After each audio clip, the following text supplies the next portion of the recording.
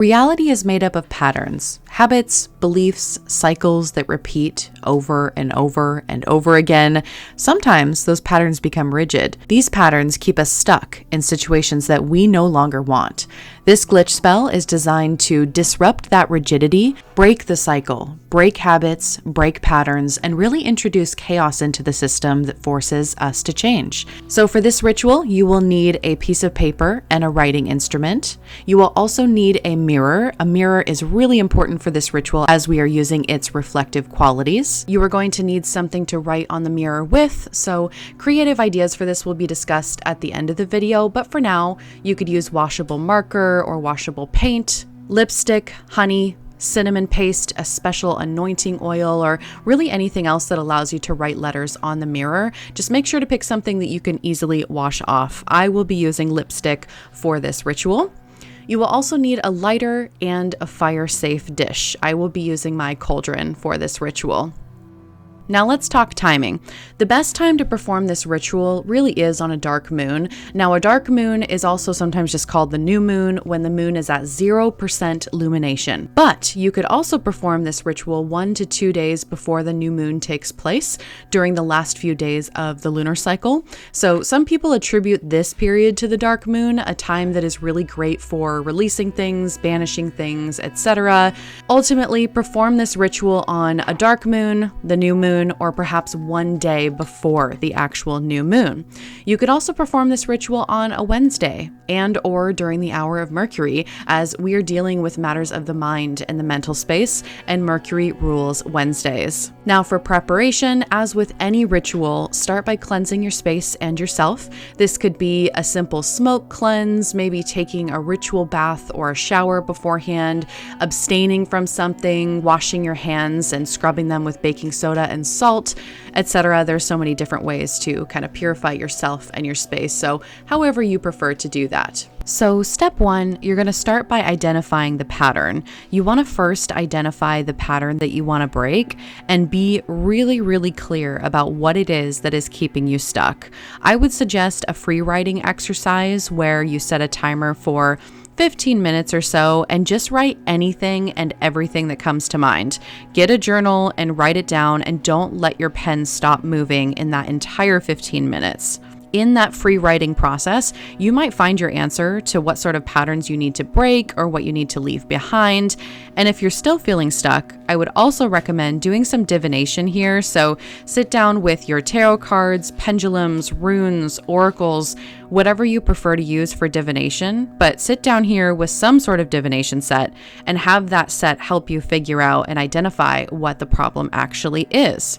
Once you've identified the pattern that needs to break, you're going to want to write it down in a single sentence. So this should be very direct, it should be very honest, and a very short but simple sentence is really ideal for this ritual. So some examples here could be things like, I feel stuck in my career. I can't attract a lover. I'm always broke. I keep attracting toxic people. And so on and so forth. These sentences, they represent the current state of your reality. It is the narratives that you keep telling yourself over and over about this sort of pattern.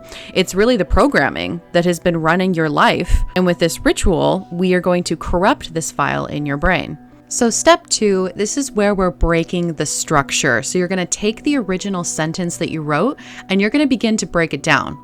You're going to rearrange the letters, scramble the letters completely, and turn this into something totally unrecognizable. It should be a phrase that is very nonsensical and very silly. The entire point of this is to destroy the logical structure of the original statement of intent so that it no longer has any sort of power over you. So you can see me here taking some letters and scrambling them around, and then I cross them off the original statement of intent just so I can keep track of what letters I've already used in this nonsensical phrase, but really mix the words and the letters until they lose their their meaning. This is the glitch. This is the broken code of your statement of intent that we'll be using for the rest of the ritual. Step 3, we are now going to charge this glitch. So you're going to take up your mirror and the writing medium that you chose that allows you to write on the mirror.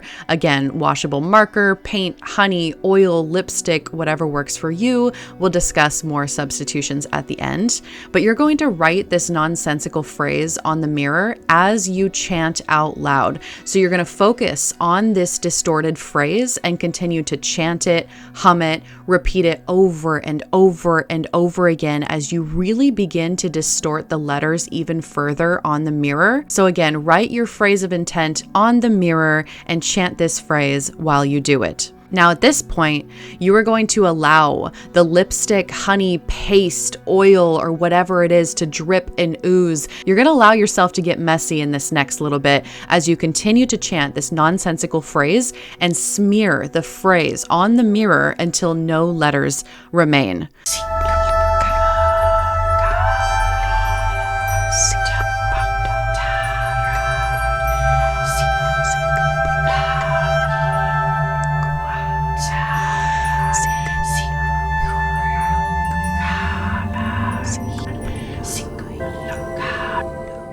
So this nonsensical phrase really does become a sound, a rhythm. It becomes this thing that has energy beyond its meaning. And as you chant, you want to visualize your current reality cracking, breaking apart like a glitched out screen.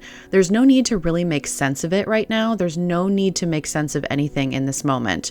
No need to force an intention. Just let the chaos fill you with this raw power. Allow the energy of the moment while you're chanting to really just take over until you feel like you've reached a light trance state, or perhaps that you feel intuitively like the ritual is complete. So you're just going to keep chanting over and over until you feel like you've raised sufficiently enough energy. Step 4, now you're going to destroy the old code. So once you feel like the energy has peaked, you're going to destroy the original sentence on the paper that you originally wrote it on. So you are going to burn it, tear it up, cut it into tiny pieces, throw it in the trash, delete the file, whatever feels right for you. I'm going to be burning mine in this ritual. But this act really does sever you from your connection to the old pattern, and it's no longer part of your system. In addition, take a moment to really kind of cleanse after destroying the old code. So you're going to want to clean up your mirror, wash your hands, maybe smoke cleanse your space again if you so choose. Step 5, this is where you're going to allow the shift. So you're just going to release this. You're not going to dwell on what comes next. Reality is going to adjust in ways that you may not expect. The glitch has already been introduced. The system will recalibrate. Your only role now is to move forward and recognize the shifts as they come. So this ritual really is about surrendering control and allowing chaos to disrupt the stagnation. Do not obsess over results. Allow this to be a practice of total trust. When I have performed this ritual in the past, I've noticed something really interesting that happens.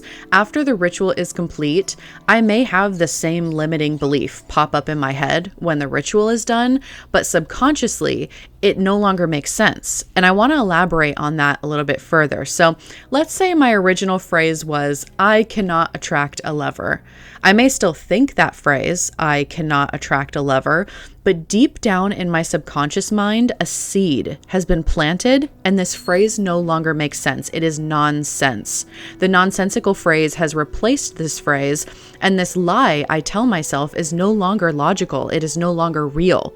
So I might think the phrase, I cannot attract a lover, but my brain does not register it as logical. Therefore, my reality shifts in order to adapt here. I encourage you to really try this for yourself.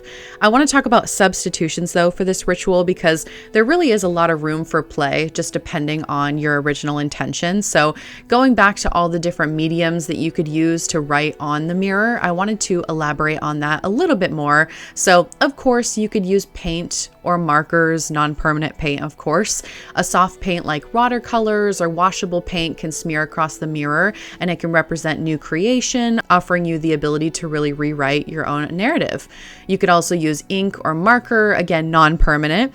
A washable marker or non-permanent ink can really work well, and it's pretty easy to smear and rub off. Also, feel free to watch me grind up this copal resin as I continue talking about substitutions, but I also want to talk about a little bit of the aftermath of this spell as well. But you could also use something like honey.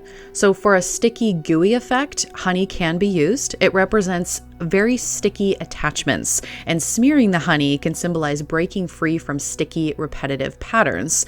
Specific ritual oils that pertain to your intention could also be used here. So maybe your intention phrase has to do with love or luck or protection or whatever, and you can use a corresponding intention oil to match that.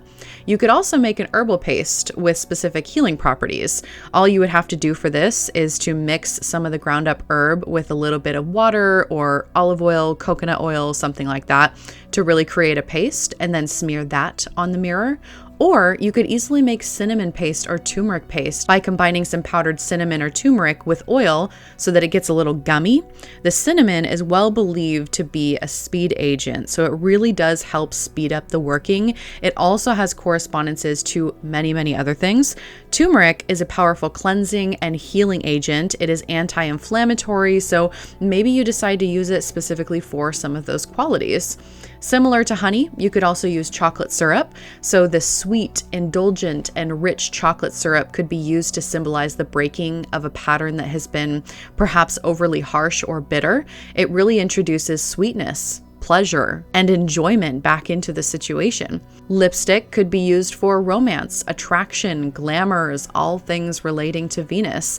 And the most important part of all of this is to really invite chaos and play and to get messy, create nonsense, and just purely trust. For long-lasting patterns and things that are a lot more rigid and difficult to rewire or to get rid of, I would recommend performing this ritual on a dark moon for 3 months. So that would be 3 dark moon rituals where you are performing this action and reinforcing it every time you do this ritual. Sometimes little bad habits are easy to get rid of, and some are more rigid because we've held on to them for so long, for months, years, or maybe even a decade. So if this is a long-lasting pattern, I would recommend performing this ritual multiple times on multiple dark moons to really solidify this nonsensical glitch in your brain. And if you do try this for yourself, I would love to hear your experience in the comments below. Thank you so much for watching, and I will see you in another video soon.